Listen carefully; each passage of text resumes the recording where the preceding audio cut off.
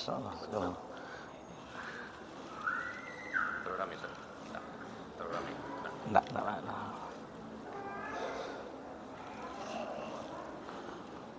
Bismillahirrahmanirrahim. Assalamualaikum warahmatullahi wabarakatuh. Alhamdulillah hamdan katsiran thayyiban mubarakan fi kama yuhibbu rabbuna wa yarda. Asyhadu an la ilaha illallah wahdahu la syarika lah wa asyhadu anna Muhammadan abduhu wa rasuluh sallallahu alaihi wa ala alihi wa man sara ala nahjihi wa tamassaka bi sunnati ila yaumiddin wa salaman tasliman katsira. Ya ayyuhalladzina amanu taqullaha haqqa tuqatih wa la tamutunna illa wa antum muslimun.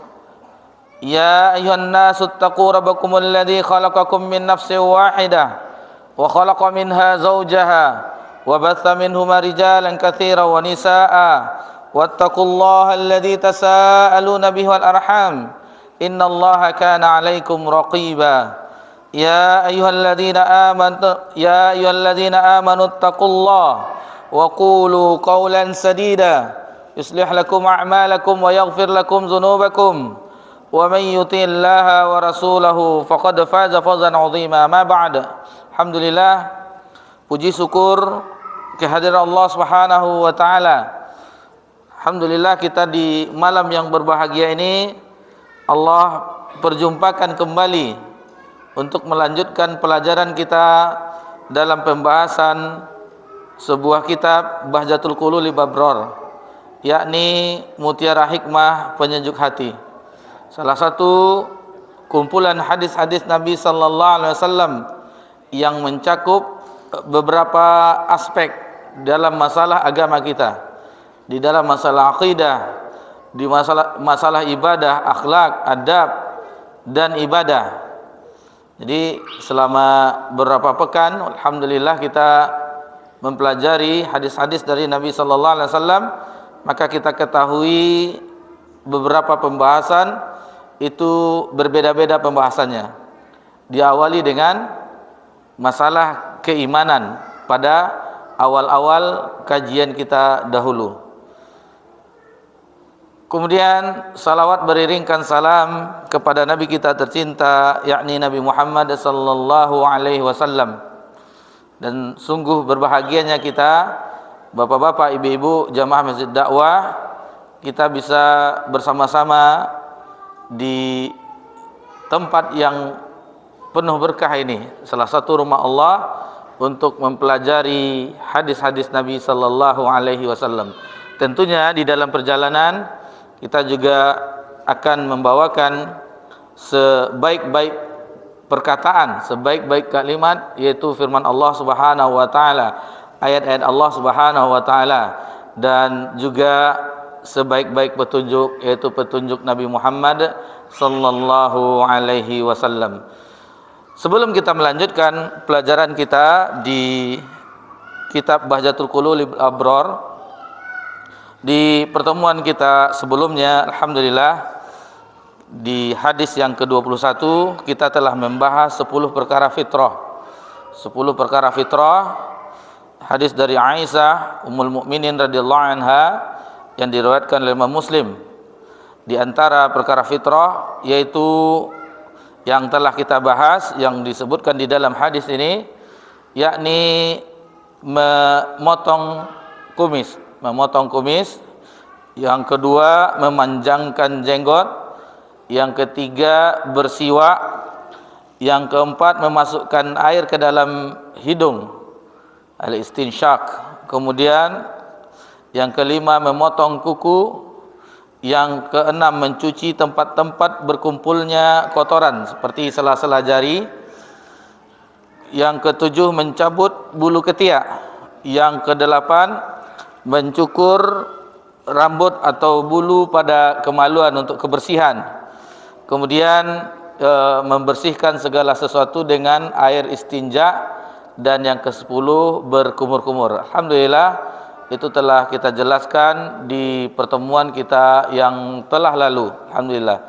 Jadi itu berkenaan dengan kebersihan badan. Dan begitulah agama kita.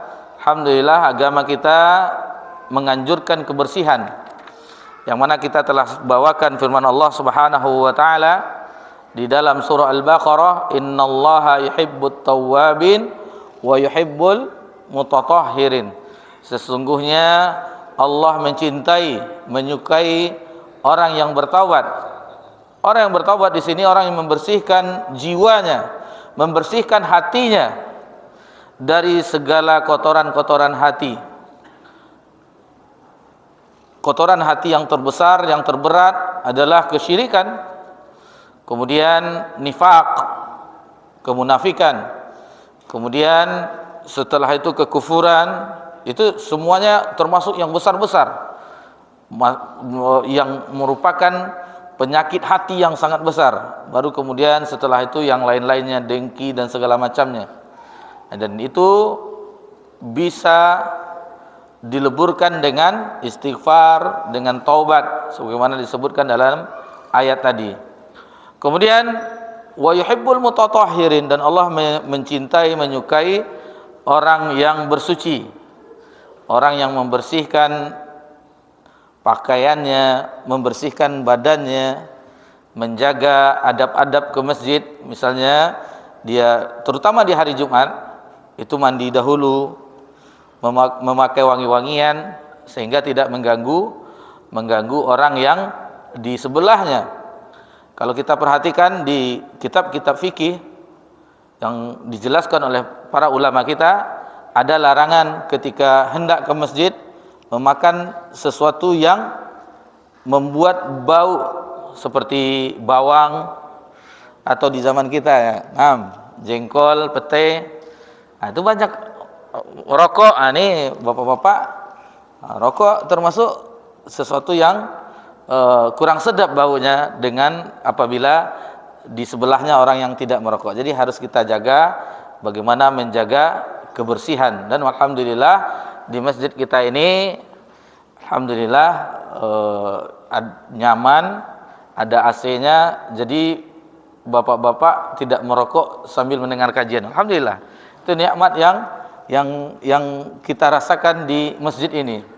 Sementara ada di masjid yang lain itu ada kajian, majlis taklim, bapak-bapaknya merokok, ada asbak di depannya, tetap ngepul asapnya. Nah, jadi ini semacam pandangan yang kurang sedap, bau yang menyengat, dan ini suatu yang harus diperbaiki bagi masjid-masjid yang masih ada jamaah yang seperti itu. Alhamdulillah di masjid kita Allah berikan kenyamanan, kesejukan, dan mudah-mudahan ini bisa menghadirkan kualitas ibadah kita, hadirnya hati kita, khusyuknya kita dalam beribadah. Jadi ini mendukung sarana prasarana untuk kualitas ibadah kita kepada Allah Subhanahu wa taala. Bapak-bapak, ibu-ibu yang semoga diberkahi dan dirahmati oleh Allah Subhanahu wa taala.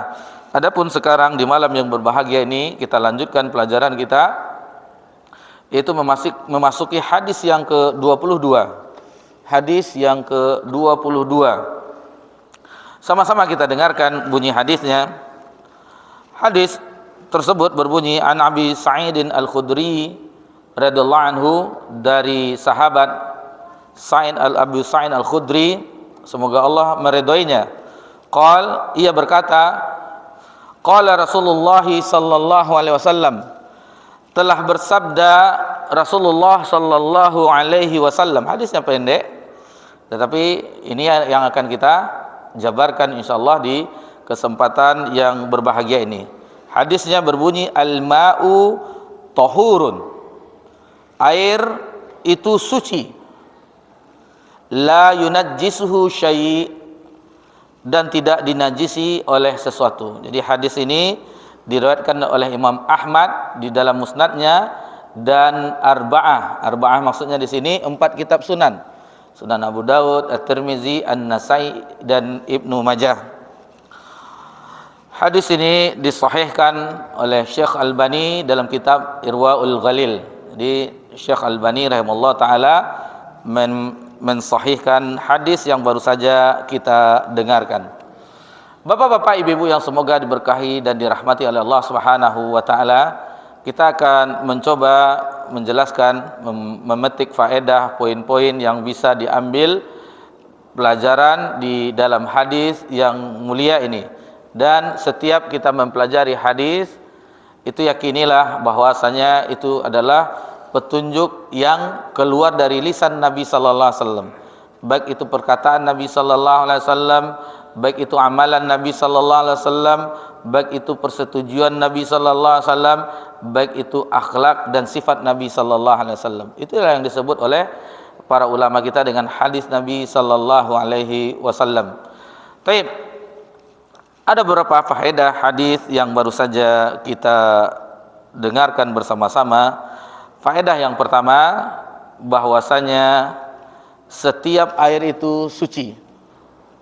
Hukum asalnya, setiap air itu suci, hukum asalnya. Di sini disebutkan di dalam hadis al-ma'u, ada kata alif lam, ada huruf alif lam, al-ma'u, alif lam. Alif lam di sini diistilahkan dalam bahasa Arab itu maksudnya istighraqiyah.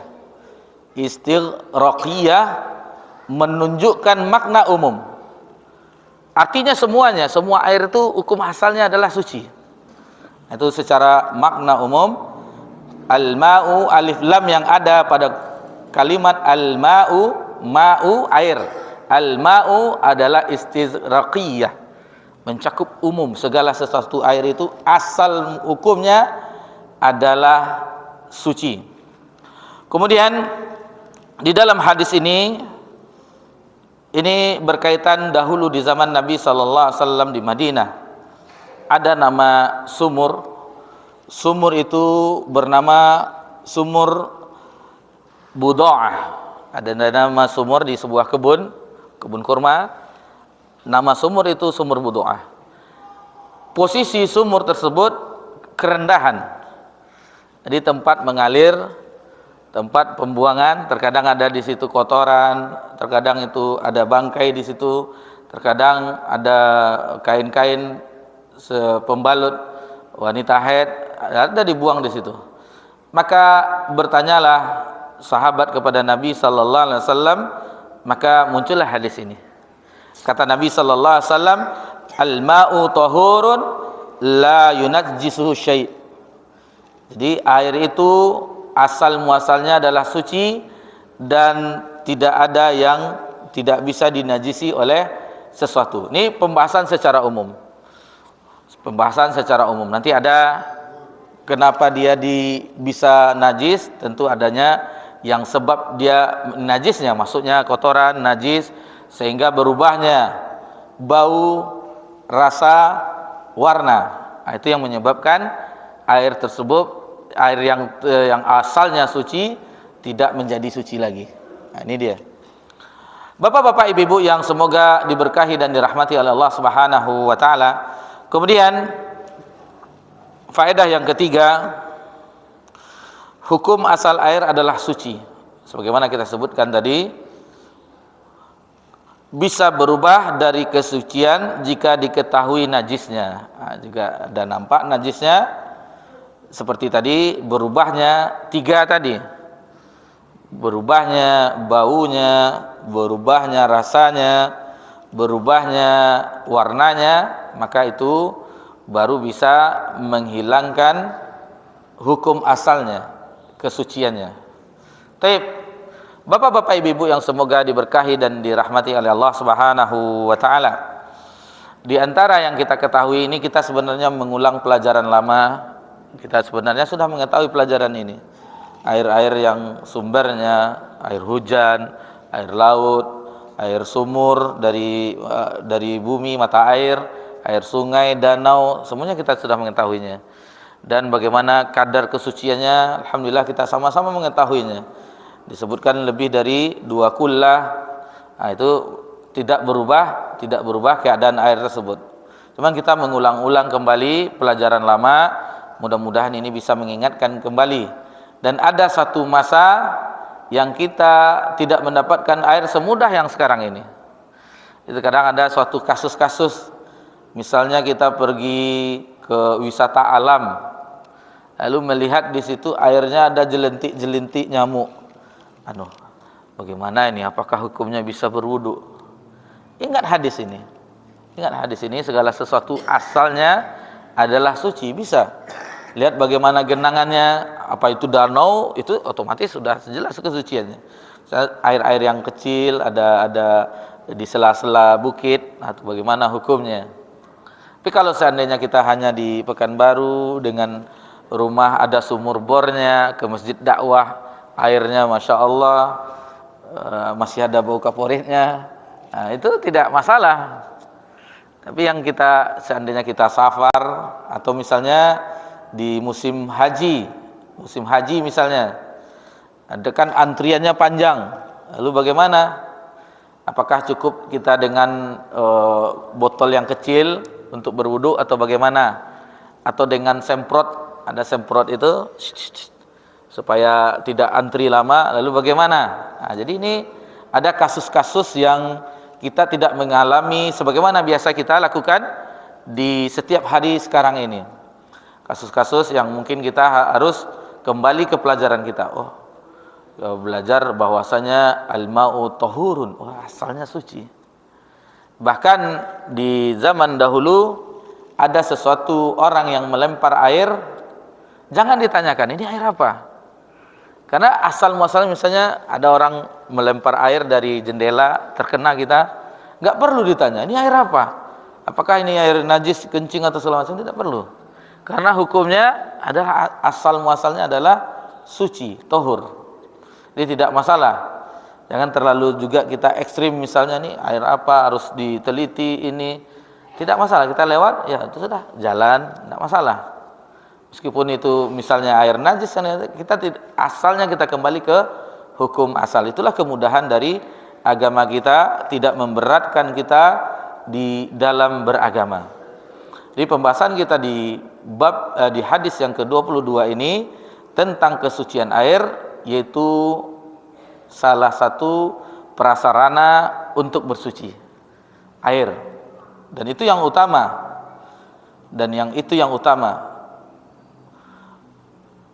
Pengalaman pribadi mungkin kita pernah ke bandara, toiletnya atau di hotel yang menyediakan tisu, meskipun itu boleh beristinja atau beristijmar, pengganti batu boleh, akan tetapi rasanya kurang nyaman sebelum berjumpa dengan air untuk membersihkan BAB dan BAK kita. Jadi ini suatu nikmat dari Allah Subhanahu wa taala, kita hidup di negeri yang airnya melimpah. Ini nikmat. Berbeda dengan belahan bumi yang lain, di Afrika, di Sudan, di Ethiopia, mereka meminum air yang kita tidak sanggup meminumnya, air keruh yang di padang pasir yang ditampung, itu yang mereka minum. Sementara kita alhamdulillah mudahnya air didapatkan di negeri kita ini. Ini suatu nikmat dari Allah Subhanahu wa taala yang patut kita syukuri. Bapak-bapak, ibu-ibu yang semoga diberkahi dan dirahmati oleh Allah Subhanahu wa taala. Di dalam firman Allah Subhanahu wa taala, Allah menyebutkan bahwasanya hukum asal dari air yang turun dari langit asalnya adalah suci dan mensucikan.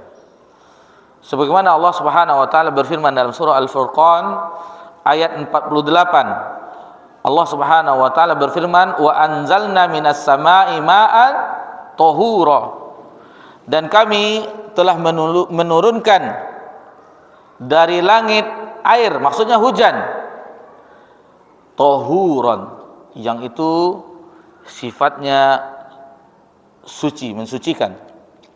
Sebagaimana di ayat yang lain, di firman Allah Subhanahu wa taala dalam surah Al-Anfal ayat yang ke-11, Allah Subhanahu wa taala berfirman, wa yunazzilu 'alaikum minas sama', dan Allah menurunkan atas kamu dari langit air.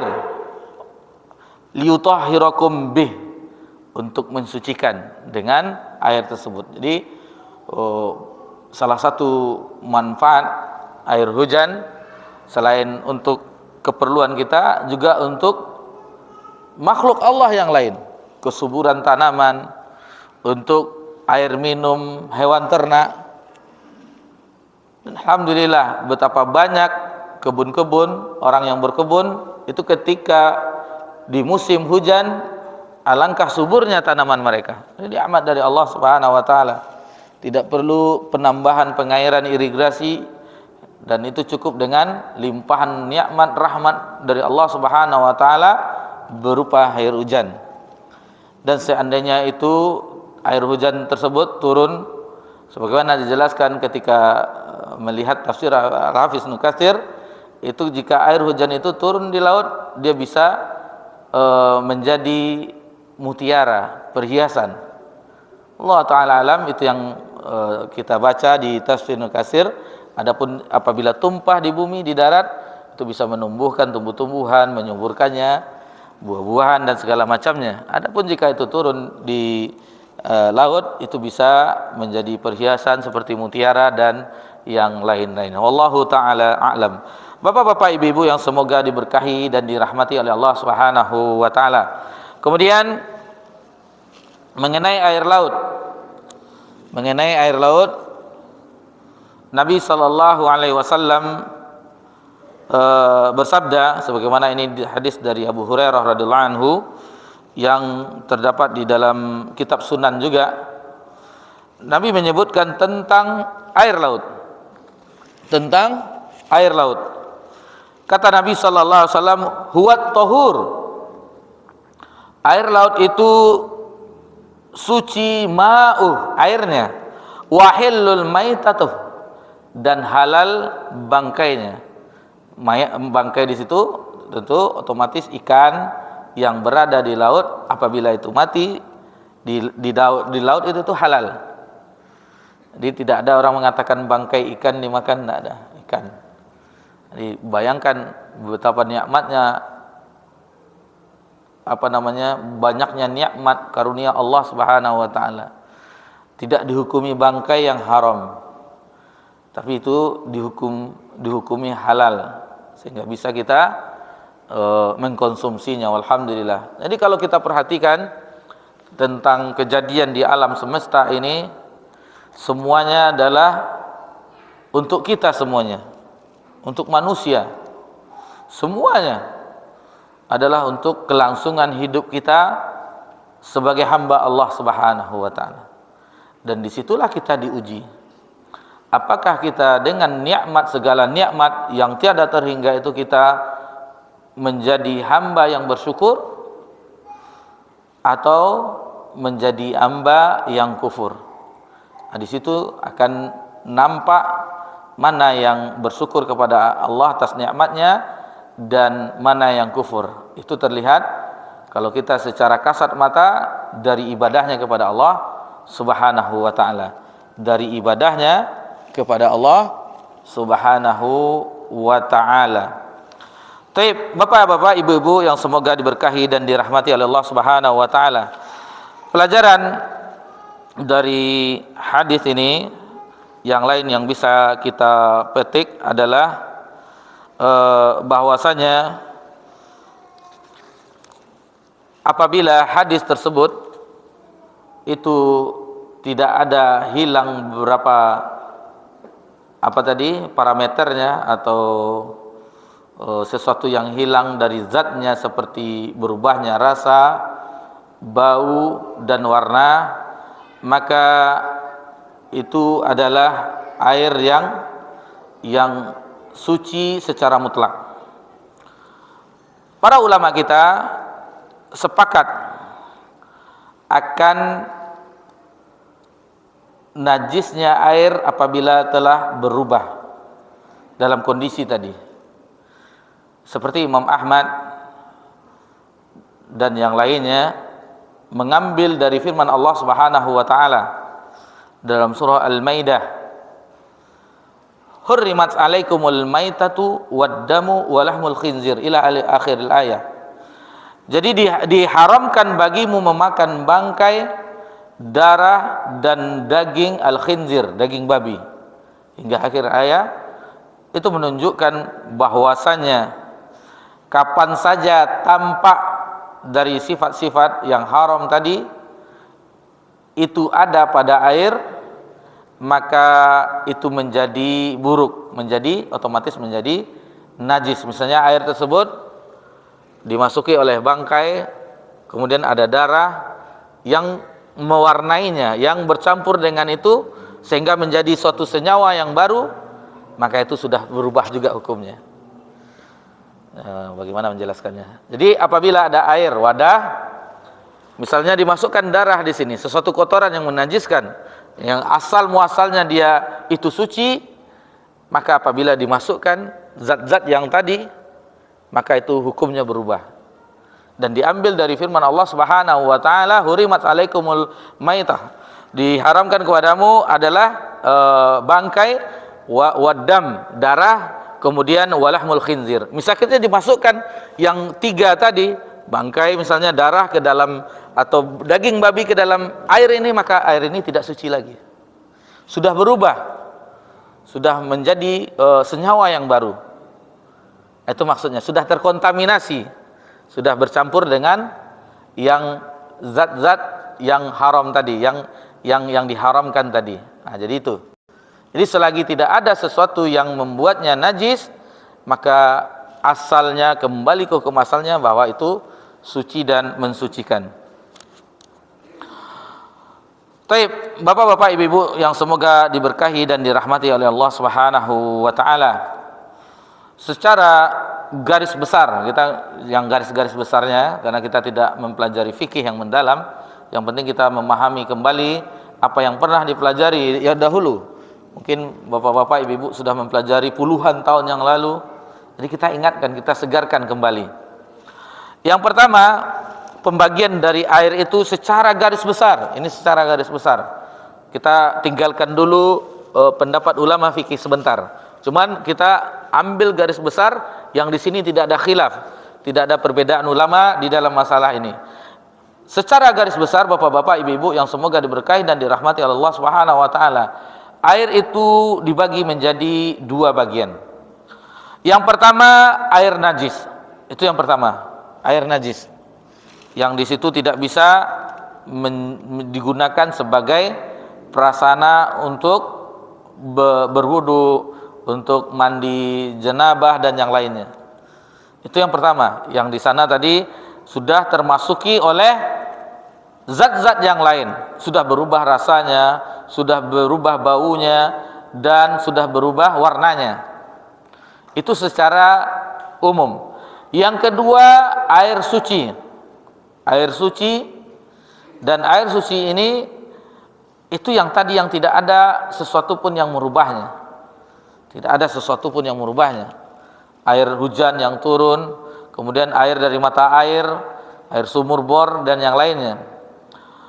Dan itu tetap suci walaupun di sebagian daerah, misalnya ada yang air payau itu yang kurang sedap baunya, itu hukumnya suci. Karena ada sebagian daerah yang agak berbau airnya, sumur bor mungkin di daerah sini mungkin ada bersih, di bagian agak di daerah Labuh Baru itu sebagian itu ada yang kurang sedap, dan biasanya kalau keran itu agak menguning jadinya, itu tetap dihukumi dengan suci karena dia dari mata air. Tidak ada sesuatu di dalam itu, bangkai di dalamnya darah, tidak ada. Dan itu dari bumi dihisap oleh pipa. Kemudian yang lainnya yang juga yang air laut sudah jelas, air sungai sudah jelas, itu banyak, dan segala sesuatu yang tidak merubah kesuciannya. Baik. Adapun di dalam masalah fikih, sedikit kita ambil dari mazhabnya Imam Syafi'i rahimahullah taala, ada namanya air musta'mal. Ada namanya air musta'mal. Air yang sudah digunakan. Misalnya bapak-bapak, ibu-ibu berwudu, lalu sisa air wudu yang digunakan itu masuk ke dalam bejana atau masuk ke dalam sekarang baknya itu. atau pakai wadah baskom, masuk ke situ. Kalau menurut Imam Syafi'i rahimahullah taala, air tersebut tidak bisa digunakan untuk berwudu lagi. Karena sudah digunakan dan itu sudah namanya bahasa kita, bahasa sederhana, air bekas. Air bekas. Akan tetapi menurut pendapat yang kuat, kita bukan meremehkan Imam Syafi'i dalam masalah ini, menurut pendapat yang kuat itulah tidak mengapa. Itu tidak mengapa, sah, tidak masalah. Misalnya sisa air wuduk kita tumpah lagi, misalnya tidak semua ke lantai, kembali lagi ke baskom, wadah, atau kembali lagi ke tempat itu tidak masalah, tidak membuatnya najis. Tidak membuatnya najis. Itu yang pertama. Cuman yang perlu dihukumi, ya istilahnya kita perdalam lagi sedikit, bagi yang bangun pagi, bagi yang bangun pertama, misalnya terbangun jam 3 malam atau jam 4 menjelang subuh, di waktu-waktu yang digunakan untuk sholat malam. Kalau kita belajar fikih, kalau pakai keran itu tidak masalah. Yang permasalahannya adalah yang memakai wadah, misalnya bak mandi atau ember atau gayung. Itu di dalam masalah fikih ketika berwudu, itu tidak boleh kita mencelupkan langsung tangan kita ke situ. Yang pertama yang harus kita lakukan adalah dengan mengguyurnya keluar, lalu kita silang-silang. Setelah bersih 3 kali, baru kita boleh menciduknya, mengambil, itu baru diperbolehkan. Jadi ada masalah di dalam masalah berwudu, yang itu ada larangan dari Nabi kita tercinta sallallahu alaihi wasallam. Karena kata Nabi SAW, tangan kita itu ketika kita tidur tidak tahu di mana dia bermalamnya. Apakah menggaruk-garuk, apakah ini dan segala macamnya. Kan seandainya itu kita di dalam gayung, kita ambil langsung, otomatis itu terkontaminasi dengan zat-zat yang ketika tangan kita menggaruk-garuk, yang di tempat-tempat yang kita tidak ketahui ketika tidur. Jadi salah satu menjaga tersebut dijelaskan oleh ulama kita. Selesai kita dari pembagian air tadi, maka untuk selanjutnya pembahasan kita bahwasanya selain ada air untuk mensucikan, selain berwudu, ada namanya di syariat kita apabila tidak berjumpa air, ada namanya dengan tayammum. Tayammum. Alangkah mudahnya agama kita. Tidak berjumpa air, maka bisa dengan tayammum. Bisa dengan tayammum. Allah Subhanahu wa taala berfirman dalam surah Al-Maidah ayat ke-6, "Falam tajidu ma'an fatayammamu sha'idan thayyibah." Lalu kalian tidak memperoleh air, jika tidak memperoleh air, maka bertayamumlah dengan tanah yang baik, debu, permukaan tanah. Cukup dipukulkan di tangan, kemudian pukulkan lagi ke wajah, sudah selesai. Jadi alangkah bagaimana mudahnya syariat kita, tidak berjumpa dengan air atau tidak bisa terkena air. Teringat akan kita sebuah hadis di dalam suatu safar peperangan, ada seorang sahabat yang ketika itu terluka kepalanya. Lalu bertanya dia dengan sahabat yang lainnya,